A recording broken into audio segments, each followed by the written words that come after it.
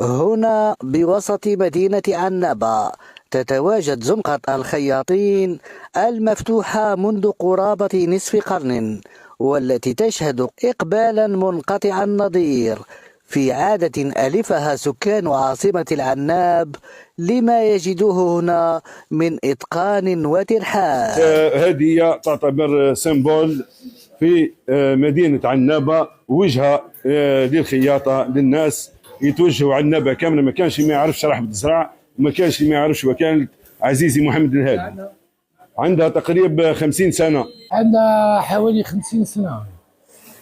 هما خياطة معروفين بالوكالة خياطة. تاريخ عنابة معروف، غير هنا رحبة الزرع كي تقول لهم رحبة الزرع معروفة بالخياطة ورحبة الزرع.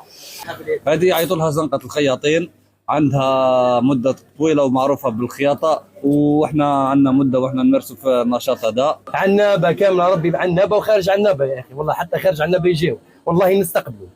الزبائن يقصدون هذا المكان بكثير من الاستحسان. بلاصة ملاحة، الله في الناس وانا معاهم. معروفة اللي يجي باش يشتري قميص ولا يشتري لينات ولا اللي طاير لهنا ترزية كما يقولوا، يخدموا كلهم من الناس العنابة كلهم يهودوا البلاصة دي. باسكو على السرعة تاعهم وعلى الإتقان والحرفية يعني. العادة هذه بين خياطة يكفوا كتشوف مع خونا قاعد يخدم، هذه هي زنقة الخياطة معروفة من بكري. العنوان رحبة الزرع بعنابة في زنقة الخياطين المحترفين المتواجدين هنا منذ سنين.